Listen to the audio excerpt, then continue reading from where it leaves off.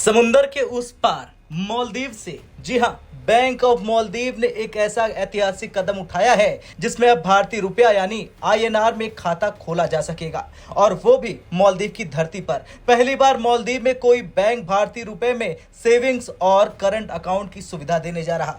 यानी अब कोई भी भारतीय प्रवासी, व्यापारी या स्थानीय नागरिक आईएनआर अकाउंट खोल सकता है और उसी में लेन देन कर सकता है। अब यह खबर सिर्फ एक बैंकिंग सुविधा की नहीं है, बल्कि यह है भारत की बढ़ती आर्थिक और रणनीतिक पकड़ के संकेत। आइए इस पूरी खबर को समझते हैं तीन हिस्सों में। पहला हिस्सा, क्या है ये INR account system, Bharat Maldives संबंधों में इसका क्या असर होगा। चलिए सबसे पहले जानते हैं कि आईएनआर अकाउंट है क्या और इसे क्यों शुरू किया गया। दरअसल बैंक ऑफ मालदीव यानी कि बीएमएल ने 27 जुलाई को घोषणा की कि 1 अगस्त 2025 से कोई भी व्यक्ति या व्यवसाय बैंक ऑफ मालदीव में भारतीय रुपए में खाता खोल सकता है। इसका क्या मतलब है कि अब बीएमएल ग्राहक आईएनआर में सेविंग्स या करंट अकाउंट खोल सकता है। पैसे जमा करने के लिए आईएनआर 500 या उससे बड़ी रकम स्वीकार कर लेगा।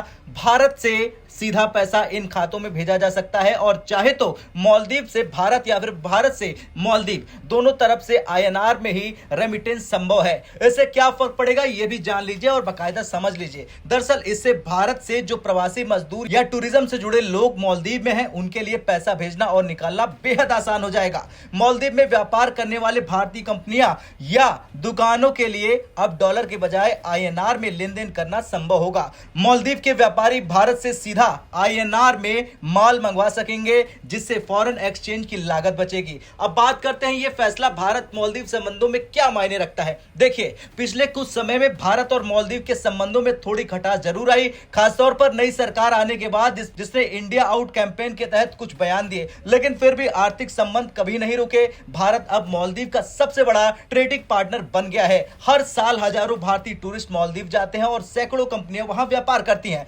अब जब बैंक ऑफ मालदीव ने आईएनआर अकाउंट को मंजूरी दे दी है, तो यह साफ इशारा है कि भारत की आर्थिक स्थिति इतनी मजबूत है कि उसके रुपए को अब सीमाओं से बाहर मान्यता मिल रही है। और दूसरी बड़ी बात कि मालदीव जैसे देश को अब भारत पर मुद्रा लेन देन के लिए भरोसा है।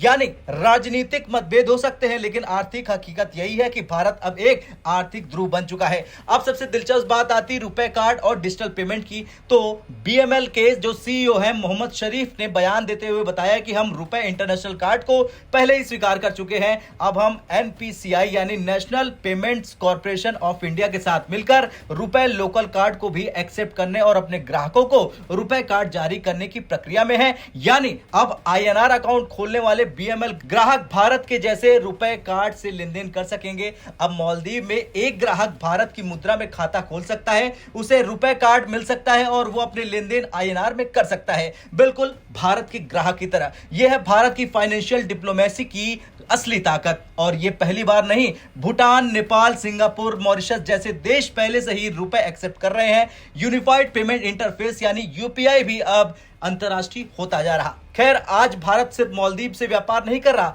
भारत अब अपनी मुद्रा के माध्यम से सीमाओं से परे विश्वास का कारोबार कर रहा। और जब कोई देश कहता है कि हम भारतीय रुपए में खाता खोलेंगे, तो वो सिर्फ मुद्रा नहीं, भारत की स्थिरता, ताकत और भरोसे को स्वीकार करता है।